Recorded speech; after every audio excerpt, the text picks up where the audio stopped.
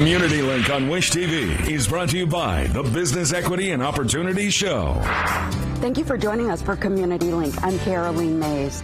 Celebrating its 40th anniversary season, the Indianapolis Chamber Orchestra continues to wow its audiences with beautiful and powerful music. To tell us about this great work are Dana Stone and Matthew Kramer. Thank you so much for joining us. Welcome. Thank you. Thank you. So what is a chamber orchestra, and how do you separate it from other types of orchestras? The chamber orchestra is just a small orchestra. It's the orchestra of Mozart and Haydn, and even though it originated 300 years ago, composers have always been drawn to it because of its intimacy and its transparency. Every one of our 34 musicians are soloists. So you mentioned intimacy. What's an experience like when attending a concert? Yeah, so, the ICO typically performs at the Schrott Center for the Arts on the campus of Butler, and it's a smaller theater, about 400 seats, and you walk in and you're immediately connected to the musicians. You're on the same level as the stage, and you're just pulled into the music and the experience right when you start. So when does your season start? Give us a brief overview of your season. September 6th through 8th, we have 3 free parks concerts in our city's beautiful parks, and then our season proper starts on September 30th with jazz pianist Aaron Deal performing with us. We perform every month, and this is a very celebratory season as it's our 40th anniversary. Our performances are dynamic. Our repertoire ranges roughly 300 years. It's going to be a magnificent year for us. Congratulations on that, by the way. In addition to performing, you also have some programs for the community.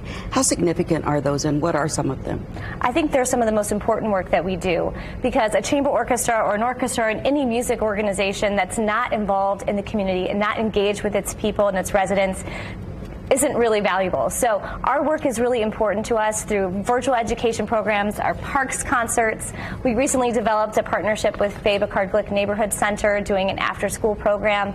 It's the core of why we do this work, is to really be a part of the community and to serve our community the best way that we can. So you really make the chamber orchestra available for anyone, all ages. That's the goal. That's definitely the goal, is to see children, to see the young at heart, and everything in between really experiencing the work that we're doing. That's wonderful. So you also have a big event coming up in June prior to the kickoff of your season.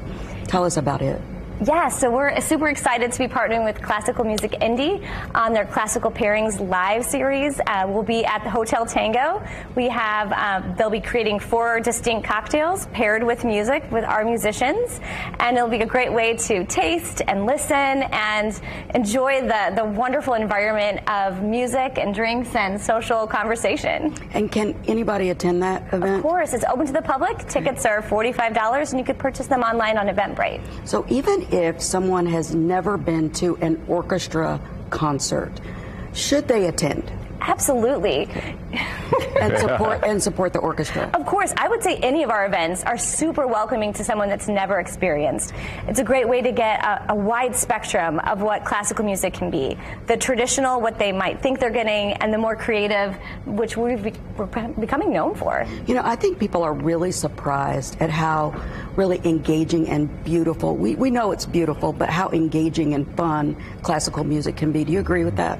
100%. Okay. I would say that artists are always pushing the envelope, and now what is considered classical music has really evolved. As I mentioned, jazz has always been a part of this for 100 years, but now all sorts of popular musical mediums are being incorporated into what is considered to be classical music. It's always changing. Well, we're excited about your upcoming season and your upcoming event. Thank you so much for joining us and letting us know. Thank you for having us. Really appreciate you.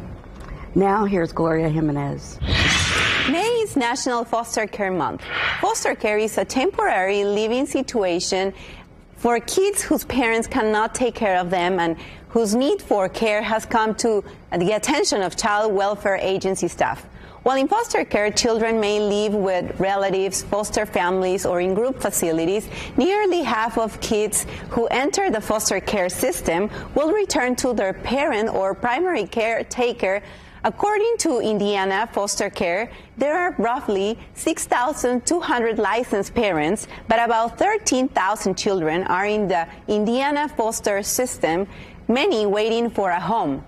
We can each play a part in enhancing the lives of children and youth in foster care.